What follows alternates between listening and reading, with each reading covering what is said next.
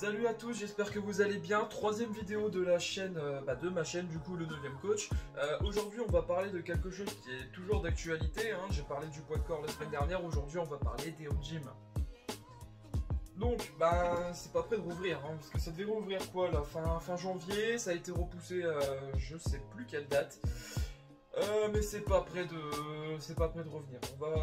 Du coup, cette vidéo a pour but de vous montrer un peu ce qui peut être pas mal de prendre, d'investir dans quel matériel pour avoir un home gym fonctionnel, pas trop cher, qui prenne pas trop de place et qui puisse vous permettre de faire un maximum d'exercices et de continuer à progresser dans vos entraînements. On va donc attaquer le vif du sujet et on va commencer par tout ce que moi j'ai pu accumuler au fil du temps, au fil de l'année dernière, pour combler un peu ce manque de matériel que nous offrent les salles de sport, parce que on a beau critiquer les salles de sport parfois, ça reste quand même vachement utile. On va pas se mentir. Pour un home gym fonctionnel, du coup, on va commencer par ce que moi j'ai et que je pense qui est l'essentiel entre guillemets. Donc là, j'ai un banc d'Homeos, donc Decathlon, hein, qui a coûté une centaine d'euros. Les pieds sont réglables, donc c'est pas mal. Je m'en sers pour faire tous les exercices de rowing, parfois du développé couché, parfois mes abdos. Il est fonctionnel, c'est cool. Là, j'ai un gilet lesté de 10 kg qui est réglable, pareil, on peut enlever des poids, donc de 0 à 10, qui a coûté 60 euros si je me souviens bien. Là, j'ai la mousse pour la barre qui est à 10 euros. Donc là, on est déjà dans les 170. Avec la barre ici, c'est pas une barre olympique, c'est une barre de 7 kg. Pareil, que j'ai trouvé à Decathlon, qui était dans les 30-40 euros à l'époque. Donc là, on est au-dessus des 200 euros. Là, on a un élastique réglable de 25 kg de résistance. Donc du coup, chaque corde ici s'enlève. Ce qui est cool en fait, donc ça c'est 5, 10, 15, 20 jusque 25. Ça coûtait une vingtaine d'euros aussi, donc là on est dans les 220, 230. J'ai la roulette à abdos qui a coûté 9 euros, qui est vraiment sympa pour faire des exercices qui changent un peu de d'habitude pour la ceinture abdominale, qui était à 9 euros aussi à Decathlon. Et là j'ai des haltères que j'ai trouvées à Decathlon et à Gosport, donc celle de 5 kg. C'est à Gosport, elle avait coûté une vingtaine d'euros, enfin il avait coûté une vingtaine d'euros vu qu'on dit un haltère. L'haltère de 20 kg là, l'haltère de 8 et l'haltère de 12, sachant que là je peux encore en mettre un autre, mais j'ai décidé de mettre les poids autrement. Du coup là pour les poids et les haltères, je dois être à 2 packs de 45 euros si je dis pas de bêtises, et 20 euros, donc ça fait une grosse centaine d'euros en tout pour tous les haltères, sachant qu'après hop, il y a aussi ici une barre de traction que j'ai récupérée, mais elle vaut une vingtaine d'euros, et le TRX que j'ai acheté aussi chez Decathlon et qui vaut 20 euros également.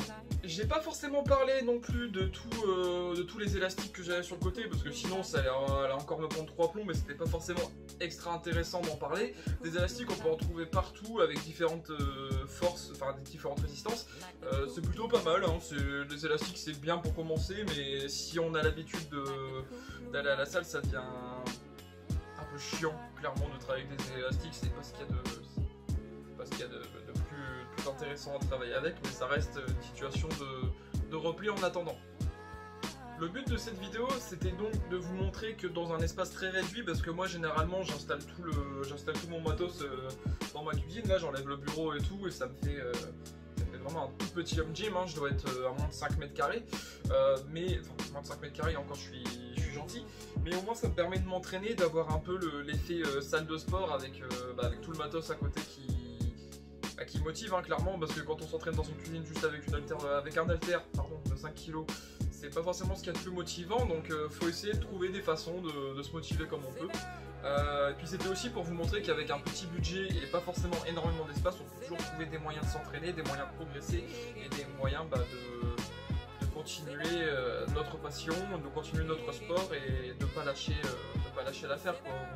On va s'en sortir de tout ça, on va pouvoir retourner dans nos salles tranquillement, et le plus tôt possible serait le mieux forcément. Alors j'espère que cette vidéo aura pu vous aider pour trouver un peu de matériel, etc. Tout le matériel que j'ai, je l'ai trouvé soit sur Decathlon, soit sur Gosport, ou même les élastiques, ça peut se trouver sur Wish, sur AliExpress, etc. Même sur Amazon. Bon après il faut voir la qualité, hein, faut voir les commentaires clients, faut pas faut pas acheter tout et n'importe quoi non plus. Mais au moins là j'ai essayé de vous montrer que avec de la motivation, bah, on s'en sort toujours. Si vous avez des idées de matériel, n'hésitez pas à les mettre dans les commentaires, petit moment comme.